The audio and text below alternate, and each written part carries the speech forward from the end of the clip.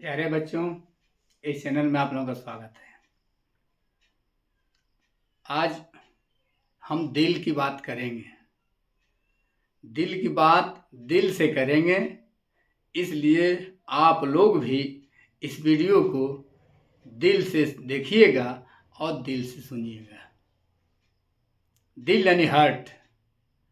हर काम आदमी कहते हैं कि मन लगाकर दिल लगाकर काम कीजिए, या कहते हैं लोग कि दिल लग गई है। तो मेरे प्यारे बच्चों, आज दिल की बात दिल से हो रही है, इसलिए आप भी दिल की बात को दिल से देखिएगा और दिल से सुनिएगा। आइए हम चर्चा कर रहे हैं हार्ट। हार्ट क्या है? Heart is a pumping organ. Heart क्या है? हार्ट एक पंपिंग अंग है। यह मानव का अति महत्वपूर्ण एवं अति कोमल अंग है। हार्ट का अध्ययन हम सर्कुलेटरी सिस्टम में करते हैं। सर्कुलेटरी सिस्टम का मतलब कि परिसंचरण तंत्र। परि माने चारों तरफ, संचरण माने भ्रमण करने वाले तंत्र को परिसंचरण तंत्र कहते हैं। परिसंचरण तंत्र के अंतर्गत 3 चीज आता है। पहला रुधिर, ब्लड, दूसरा हार्ट, हृदय, और तीसरा वेसल्स या वाहिकाएं। तो रुधिर पहले वीडियो में हमने आप लोगों को बताया है। आज हम हार्ट के बारे में बात करेंगे। रुधिर परिसंचरण तंत्र की खोज किसने की? Who discovered of circulatory system? तो रुधिर परिसंचरण तंत्र की खोज विलियम हार्वे ने की थी। उन्होंने ही बताया था कि हृदय एक पंपिंग ऑर्गन है जो पूरे शरीर से रुधिर को एकत्र करता है और पुनः शुद्ध करके पूरे शरीर में वितरित करता है। विशेष वाहिकाओं द्वारा रुधिर हृदय में एकत्रित होता है और विशेष वाहिकाओं द्वारा रुधिर पुनः जो शरीर में वितरित किया जाता है। आइए लोकेशन देखिए। यह मनुष्य का हृदय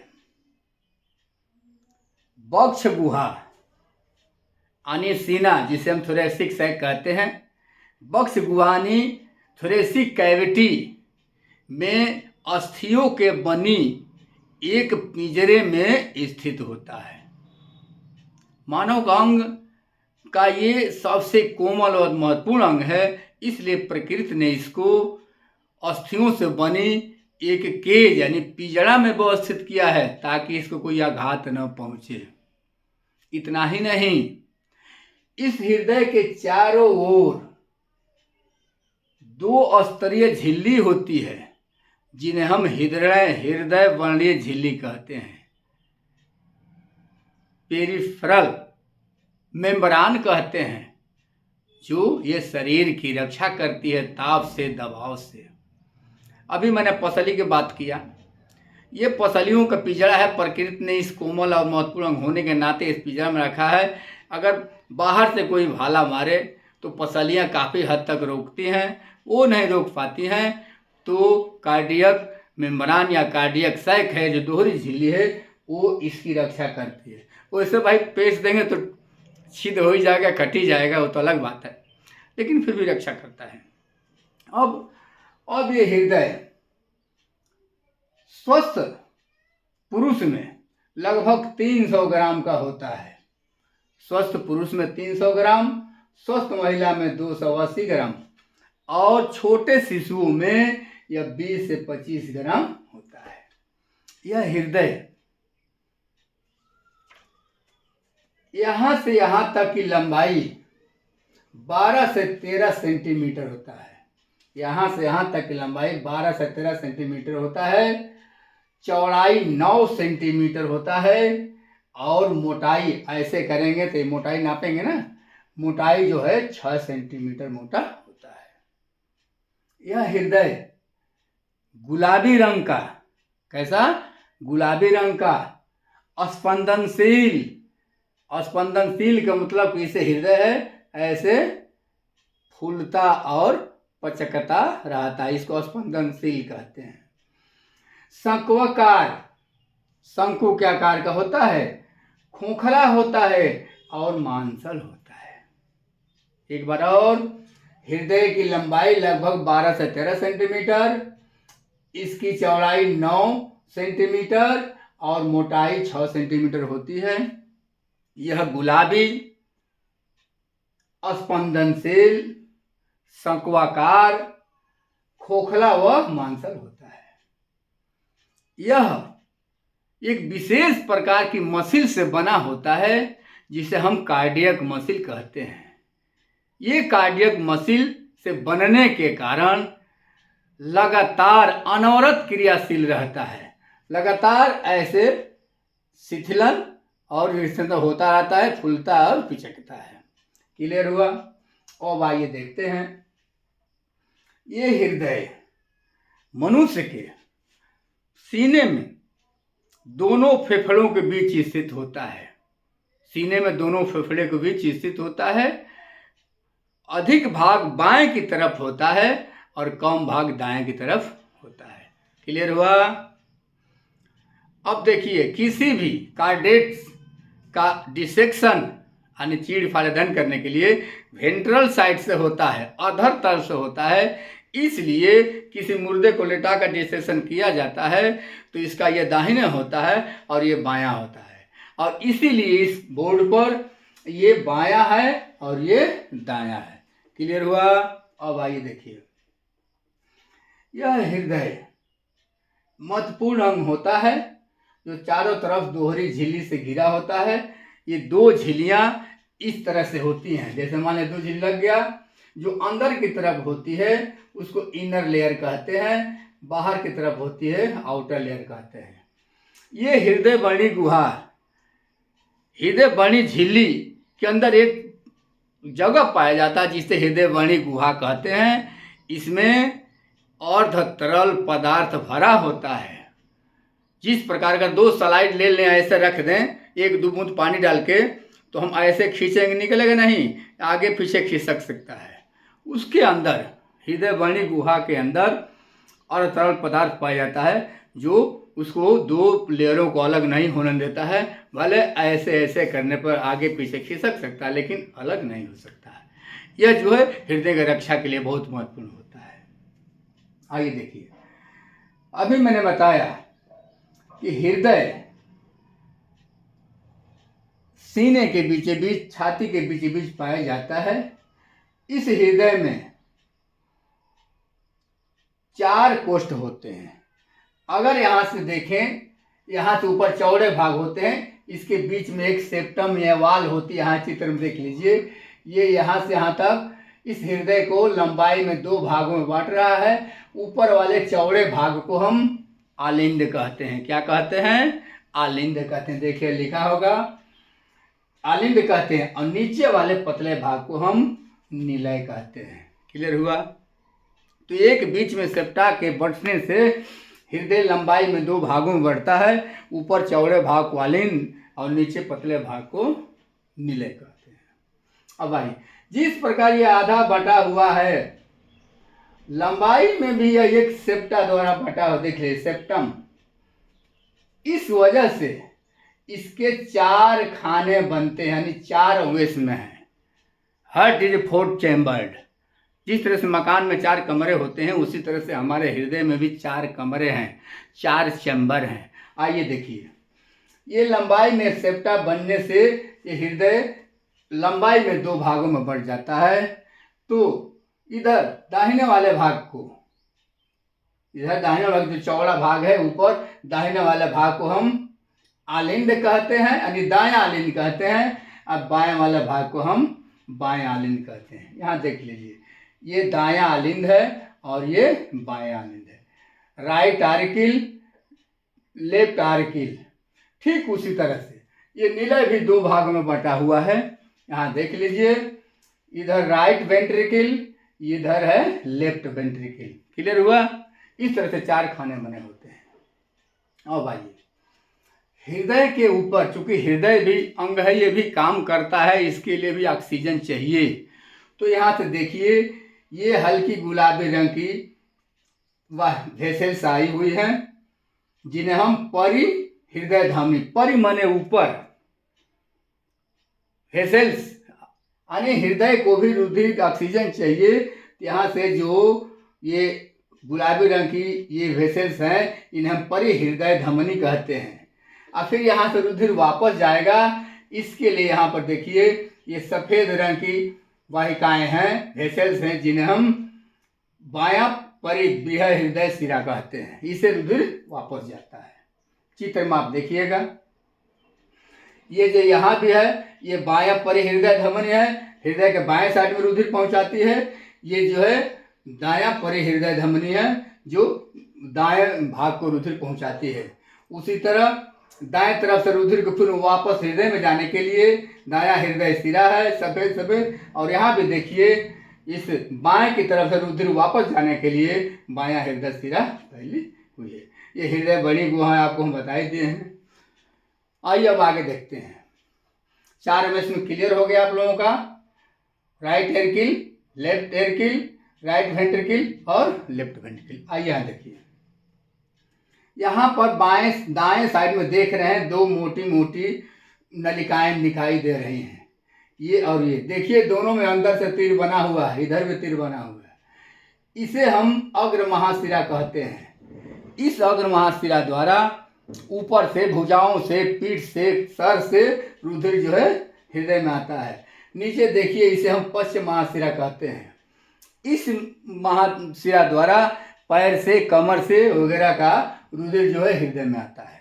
अब आइए देखिए, ये पश्च महाशिरा और अग्र महाशिरा हृदय के किस भाग में खुलते हैं? सवाल आता है कि अग्र महाशिरा, पश्च महाशिरा हृदय किस भाग में खुलते हैं? तो आप बताएंगे कि पश्च महाशिरा, अग्र महाशिरा हृदय के दायां आलिंद में खुलते हैं। किसमें? दायां आलिंद में खुलते हैं। अब आइए, अब यहाँ से देख रहे हैं, यहाँ एक मोटी नलिका निकली है जिसे हम फुफ्फुस धमनी कहते हैं। धमनी किसे कहते हैं? जो नाड़ियाँ हृदय से रुधिर को लेकर शरीर में दूसरे भाग में ले जाती है उन्हें धमनी कहते हैं, और जो नाड़ियाँ बाहर से रुधिर को हृदय में लाती है उन्हें शिरा कहते हैं।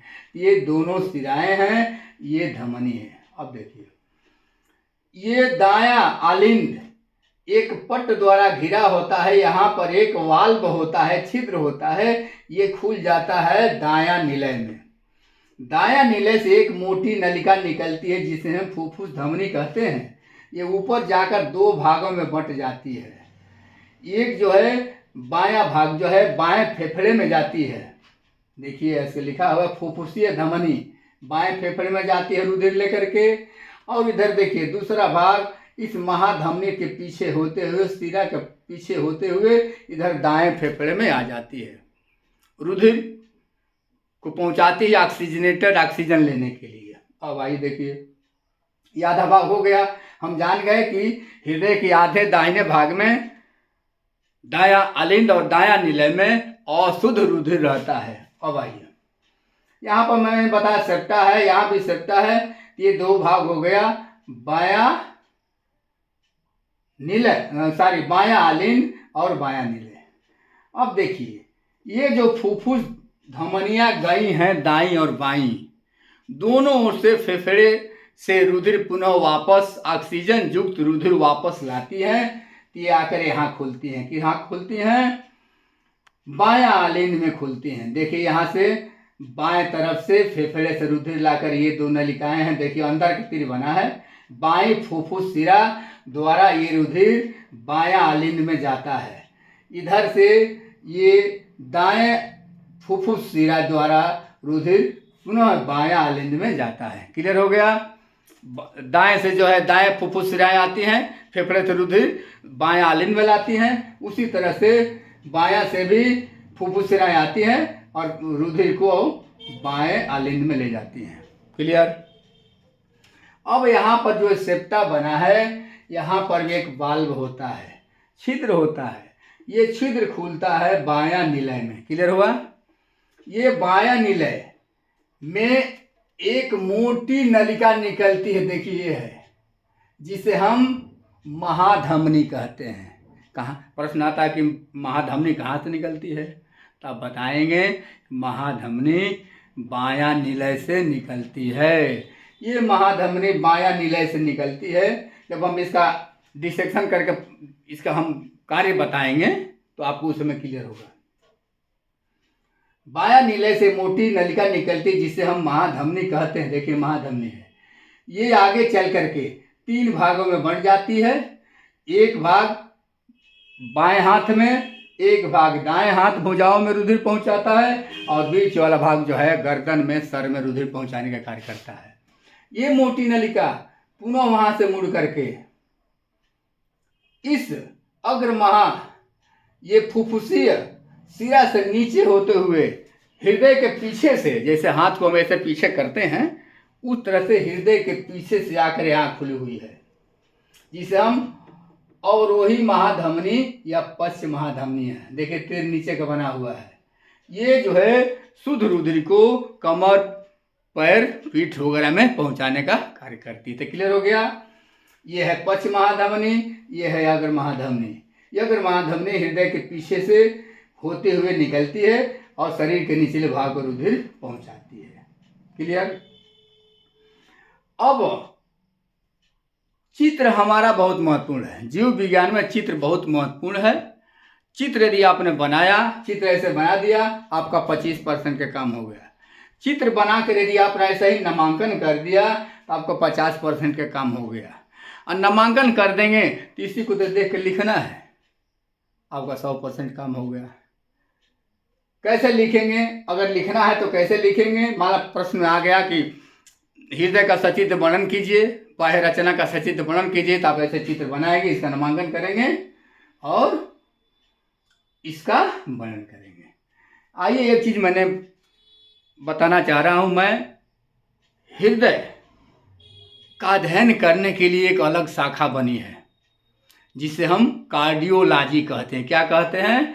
कार्डियोलॉजी कहते हैं। तो कार्डियोलॉजी क्या है? Cardiology is a branch of modern biology. Cardiology is a branch of modern biology which deals with the study of heart. Clear. एक बार और, कार्डियोलॉजी आधुनिक जीव विज्ञान की वह शाखा है जिसके अंतर्गत हृदय के बारे में अध्ययन किया जाता है। अब तमाम रोग होते हैं। मान लें अगर हृदय में रोग होता है तो हम किसी डॉक्टर के पास जाएंगे। उस डॉक्टर को क्या कहते हैं? जो डॉक्टर हृदय का स्पेशलिस्ट होता है उसे हम कार्डियोलॉजिस्ट कहते हैं। क्या कहते हैं? कार्डियोलॉजिस्ट कहते हैं। क्लियर हो गया बच्चों? तो ये रहा हमारा हृदय का बाह्य संरचना। चित्र बनाएंगे, नामांकन करेंगे, आप देख कर इसी को लिखेंगे। मान लो चित्र बना दिया, आपने लिखा यह हृदय का बाह्य संरचना का चित्र है, एक लाइन हो गया। उसी तरह अब बताएंगे हृदय हमारे 4 वेशनों का बना होता है। पहले इसका साइज बताएंगे। यह है शंकु का आकार का, यह मुट्ठी के आकार का होता है। इसका वजन, इसका जो है लंबाई 12 से 13 और चौड़ाई जो है 9 सेंटीमीटर, मोटाई 6 से। हल्का गुलाबी स्पंदनशील शंकोकार खोखला मांसल रचना होता है। यह हृदय के कैविटी के बीचों बीच पाया जाता है। इसकी रक्षा के लिए प्रकृति ने अस्थियों को बनी एक पिंजरा बनाई है, उसमें यह दोनों फेफड़ों के बीच में स्थित है। इसकी रक्षा के लिए इसकी चारों तरफ 2 स्तरीय झिल्ली होते हैं जिससे हृदय बनी झिल्ली कहते हैं। उन झिल्लियों के बीच में एक तरल पदार्थ पाया जाता है जिसे हम हृदय बनी द्रव कहते हैं। ऐसा आप लिख देंगे। फिर नामांकन को बता देंगे कि दोनों तरफ मोटी मोटी नलिकाएं निकली होती हैं जो अंदर की तरफ रुधिर लाती हैं। उन्हें हम ऊपर वाले को अग्र सिरा, नीचे वाले को पश्च सिरा कहते हैं। उसी तरह बता देंगे कि यहाँ से एक और मोटी नली निकल के जो मुड़ कर पीछे से नीचे आती है, इसको पश्च महाधमनी कहते हैं, इसको अग्र महाधमनी कहते हैं। तो मेरे प्यारे बच्चों, चित्र पर आधारित है, आप इसे अच्छी तरह से देखें, क्योंकि मैं पहले कहा हूँ कि आज दिल की बात होगी। मैं दिल से बात करूंगा, आप लोग भी दिल से इस वीडियो को देखिए और सुनिएगा। अच्छा लगे तो दिल से शेयर, लाइक और सब्सक्राइब जरूर कीजिएगा और कमेंट में जरूर दीजिएगा कि यह वीडियो कैसा लगा। धन्यवाद। जय हिंद, जय भारत। फिर मिलेंगे अगले वीडियो में।